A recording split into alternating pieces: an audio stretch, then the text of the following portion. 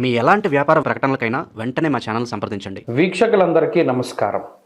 ఫిబ్రవరి మాసంలో మీకు ఏ విధమైనటువంటి గ్రహస్థితి కలగబోతూ ఉన్నది అనేటువంటి విషయాన్ని మనం ఈ వీడియో ద్వారా క్లుప్తంగా తెలుసుకునేటువంటి ప్రయత్నం చేద్దాం. జనవరి నెలలో సంక్రమించినట్టే ఫిబ్రవరి మాసంలో కూడా పంచగ్రహ కూటమి, షడ్గ్రహ కూటమి సంభవించడానికి కూడా అవకాశం ఉన్నది. అయితే ఈసారి మకరంలో కాకుండా కుంభరాశి యందు ఈ పంచగ్రహ కూటములు ఇవన్నీ కూడా ఏర్పడబోతూ ఉన్నాయి. అలాగే ఫిబ్రవరి మాసంలో ఉండేటువంటి గ్రహస్థితిని గనక మనం ఒక్కసారి గమనిస్తే మిథున రాశి యందు గురుడు సంచరిస్తూ ఉన్నారు. అలాగే సింహరాశి యందు కేతువు యొక్క సంక్రమణం జరుగుతూ ఉన్నది, కేతువు సంచరిస్తూ ఉన్నారు. అలాగే కుంభరాశి యందు రాహువు ఉన్నారు, మీనరాశి యందు శనైశ్వరుడు. ఈ 4 గ్రహాలు అలా స్థానంలో ఉన్నాయి. అయితే 13వ తారీఖు వరకు రవి యొక్క సంచారము మకర రాశి యందు ఉంటుంది. 13వ తారీఖు తదుపరి రవి యొక్క సంచారము కుంభరాశిలోకి వెళుతోంది. ఇది ఒక్క విషయాన్ని మనం పరిశీలన చేస్తే కుంభరాశిలో ఇప్పటికే రాహు యొక్క సంచారం ఉన్నది.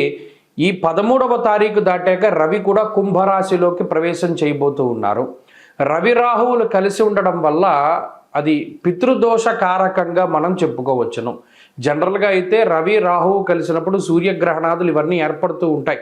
అయితే ఈసారి మన భారతదేశంలో ఏ గ్రహణాలు కూడా ఇప్పుడు కనబడడం లేదు. కాబట్టి గ్రహణ సంబంధమైన విషయాలపై మనం భయపడవలసినటువంటి అవసరం లేదు. కానీ ఇక్కడ రవి రాహువులు కలిసి ఉంటే పితృదోషము వస్తుంది. ఈ 13వ తారీఖు తదుపరి ఫిబ్రవరి మాసంలో ఎవరైతే జన్మించబోతూ ఉన్నారో ఆ శిశువుల పైన ప్రభావం పడుతుంది. అందువల్ల ఎవరైనా ఫిబ్రవరి మాసంలో ఏదైనా సిజేరియన్ ముహూర్తాలు వీటి గురించి అడిగేటువంటి వాళ్ళు చాలామంది ఉంటారు. వాళ్ళకి సూచనప్రాయంగా ఒక మాట ఏమిటి అంటే 13వ తారీఖు లోపులో వీలుంటే కొంచెం పరిస్థితులు అవి సానుకూలంగా ఉంటే ఈ సిజేరియన్ అవి కూడా ముహూర్తాలు మీరు చేసుకోవచ్చును. 13 దాటిన తర్వాత రవి రాహువుల యొక్క కలయిక వల్ల పితృదోషం అనేటువంటిది ఏర్పడుతూ ఉన్నది. అలాగే ఈ పంచగ్రహ కూటములు, దేశారిష్ట యోగములు ఇవన్నీ ఏర్పడుతున్నాయి కాబట్టి అది కొంత జాతకం మీద ప్రభావాన్ని చూపెడుతుంది. కాబట్టి ఆ విషయాన్ని దృష్టిలో పెట్టుకోవాలి. మరీ కాంప్లికేట్ అయిపోతే మాత్రం అంటే ఈ లోపులోనే చేసేసుకోమని కాదు. ఏమన్నా అవకాశం ఉంటే మీకు అవకాశం ఉంటే 13 లోపులో ఈ సిజేరియన్లు ఇవన్నీ కూడా చేయించుకోవడం ద్వారా పితృదోషాదులు రాకుండా ఉంటాయి. ఇది ఒక ప్రధానమైన విషయం. ఇది మీ ఆరోగ్యాన్ని బట్టి ముందుకు వెళ్ళండి, దీంట్లో ఇబ్బంది ఏం లేదు. ఇంకొకటి ఏంటి అంటే శుక్రబుధులు కూడా కుంభరాశి అంతే సంచరించబోతూ ఉన్నారు. అంటే ఇక్కడ 4 గ్రహాలు, రాహుగ్రహము, రవిగ్రహము, శుక్రగ్రహము, బుధగ్రహము, వీటితోటి చంద్రుడు కలిసిన లేదా ఈ మాసం చివరిలోనే కుజుడు కూడా కుంభంలోకి వెళ్ళబోతూ ఉన్నారు. ఈ 5 గ్రహాలు వెరసి చంద్రుడితోటి కలిపి షడ్గ్రహ కూటమి కుంభరాశిలో ఏర్పడబోతూ ఉన్నది. కాబట్టి ఈ గ్రహస్థితి వల్ల ఈ మాసంలో అటు దేశకాలమాన పరిస్థితులు ఎక్కువగా ప్రభావితం చెందబోతూ ఉన్నాయి. దేశారిష్ట యోగం అనేటువంటిది పట్టబోతూ ఉన్నది. ఎందుకంటే అటు కుజరాహువుల యొక్క కలయిక, అలాగే రవి రాహువుల యొక్క కలయిక ఇవన్నీ కూడా దేశారిష్ట యోగాలుగా చెప్పబడ్డాయి. ఈ సందర్భాల్లో ఎక్కువగా అగ్ని ప్రమాదాన్ని సూచించేటువంటి విషయాలు, అలాగే వాయుతత్వ రాశి యందు ఈ గ్రహస్థితి ఏర్పడుతూ ఉన్నది. కాబట్టి అతి వేగంగా వీచేటువంటి గాలుల వల్ల కానీ లేదా గాలి ద్వారా స్ప్రెడ్ అయ్యేటువంటివి ఏమైనా ఉంటే గ్యాస్ ద్వారా వచ్చేటువంటి విపత్తులు లేదా అగ్ని సంబంధమైనటువంటి విపత్తులు, వాయు సంబంధమైనటువంటి విపత్తులు ఏర్పడడానికి అవకాశం ఉంటుంది. కాబట్టి ఈ మాసమందు చాలా జాగ్రత్తగా ఉండడం, ఇది దేశారిష్ట యోగం కాబట్టి చెప్పదగినటువంటి సూచన. ఇక ఈ గ్రహస్థితి ద్వారా మీ రాశి ఫలితం ఏ విధంగా ఉందో మనం ఇప్పుడు తెలుసుకుందాం. కన్యా రాశి వారికి ఫిబ్రవరి మాసం అత్యద్భుతమైనటువంటి శుభ ఫలితాలను ఇవ్వబోతూ ఉన్నది. ఎందుకంటే గ్రహాలన్నీ కూడా మిశ్రమమైనటువంటి ఫలితాలను ఇచ్చేటువంటి స్థానాన్ని వదిలిపెట్టి శుభ ఫలితాన్ని ఇచ్చేటువంటి ఉపజయ స్థానంలోకి వెళ్ళబోతూ ఉన్నారు.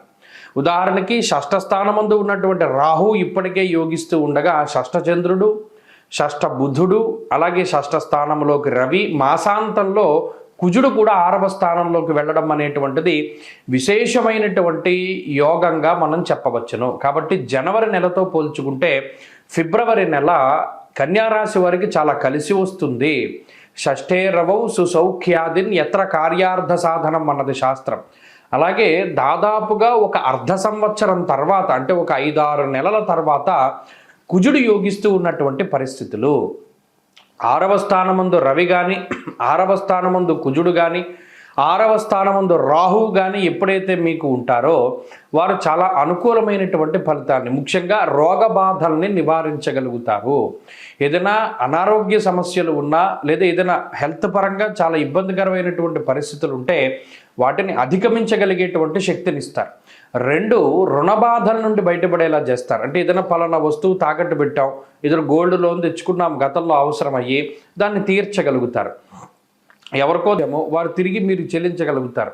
లేదు సకాలంలో మీరు వడ్డీలు కట్టగలుగుతారు, సకాలంలో మీరు అప్పులు తీర్చగలుగుతారు. మీ మాట పోకుండా చక్కగా మీరు తీసుకున్నటువంటి రుణాన్ని మీరు మాఫీ చేసుకోవడం కానీ లేదా సకాలంలో వారికి డబ్బు చెల్లించడం కానీ ఇవన్నీ కూడా జరుగుతూ ఉంటాయి. అలాగే కోర్టు కేసులకు సంబంధించినటువంటివి కొంచెం మీకు పాజిటివ్గా రిజల్ట్ రావడానికి అవకాశం ఉంటుంది. శత్రువుల పైన పరిపూర్ణమైనటువంటి విజయాన్ని సాధించడానికి ఈ గ్రహస్థితి అవకాశాన్ని కల్పిస్తూ ఉంటుంది.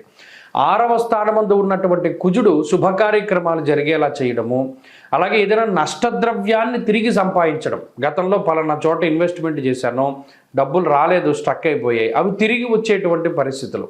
లేదా ఏదైనా గతంలో పలానా పెట్టుబడి పెట్టి నష్టపోయాను, మరలా వాటిని సంపాదించుకోగలిగేటువంటి శక్తిని, అంటే నష్టద్రవ్య పునఃప్రాప్త్యర్థ సిద్ధి అంటారు, అంటే దాన్ని కలగజేస్తుంది ఈ గ్రహస్థితి.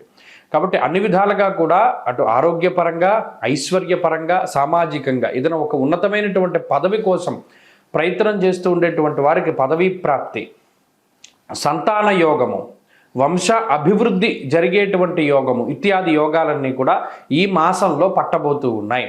కాబట్టి కన్యారాశి వారికి ఇది అత్యద్భుతమైనటువంటి మాసంగానే చెప్పవచ్చును. ముఖ్యంగా విద్యా సంబంధమైనటువంటి విషయాలు, చదువులకి, పోటీ పరీక్షలు రాసేటువంటి వాళ్ళకి, గవర్నమెంట్ ఉద్యోగం కావాలి అనుకునేటువంటి వాళ్ళకి, వీరందరికీ కూడా ఈ గ్రహస్థితి చాలా చక్కగా ఉపయోగపడుతుంది.